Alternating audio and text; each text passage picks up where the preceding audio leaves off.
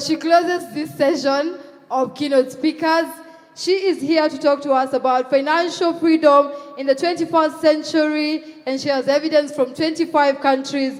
Please help me in welcoming to the stage Ella Hugh, who is... They're already clapping. Who is a senior at Cornell University.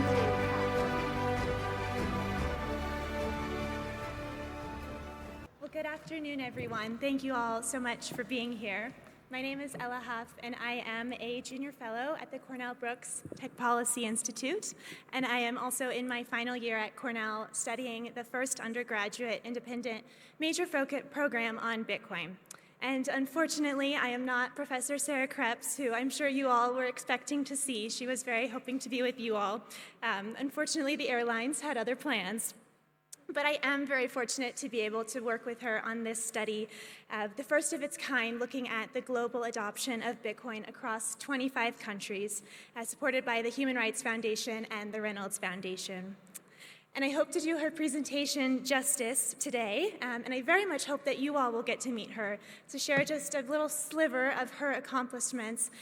She is a permanent member on the Council of Foreign Relations. She's written 7 books, and she was also an active officer in the US Air Force, so she's truly incredible. As many of you may or may not be familiar with, for many years, Chainalysis has done a crypto adoption index. However, no one has ever looked at specifically just Bitcoin and how Bitcoin is or is not being used as a tool for financial freedom around the world. And this study aims to serve as a baseline of understanding, looking at who uses Bitcoin and why they use it. Conventional wisdom holds that Bitcoin is a speculative investment.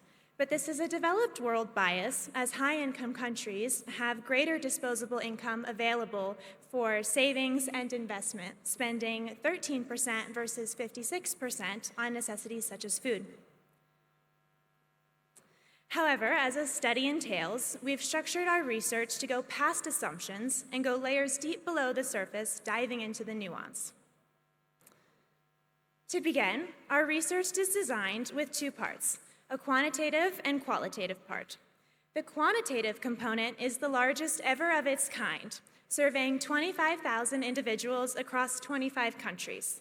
And the quantitative component aims to provide contextual information to build a story around the data and ensure we are better capturing the nuance. And here's our team. We have brought 13 students from the Cornell Bitcoin Club to support these efforts.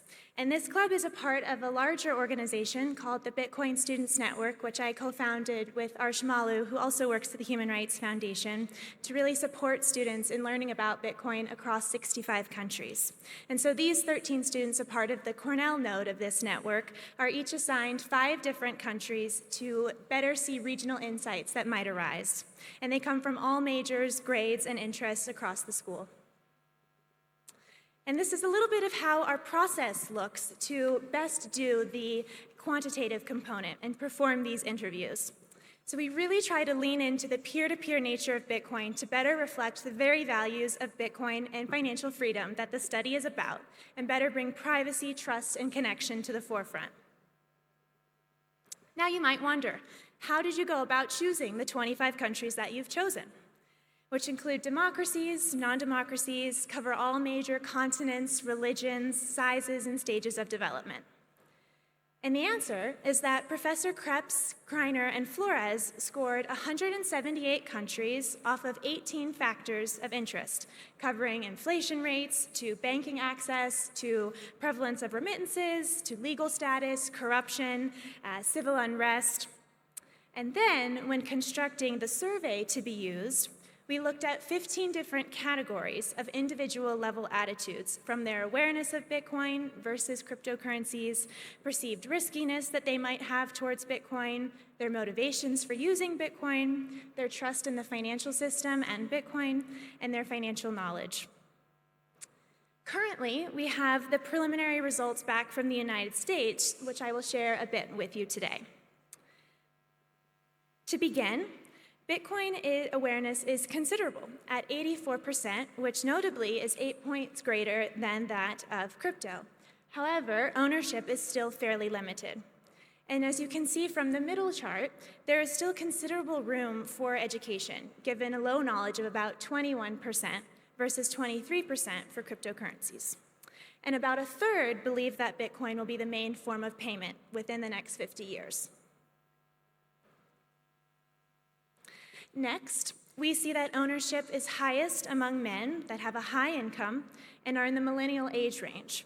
And notably, this aligns well with results from Professor Troy Cross, which he found earlier this year in the Nakamoto Project report, Understanding Bitcoin Adoption in the United States. Finally, in terms of risk, from this chart you can see that Bitcoin is perceived as not terribly riskier than foreign currencies, corporate bonds, and stocks, but much riskier than the US dollar, gold, or real estate.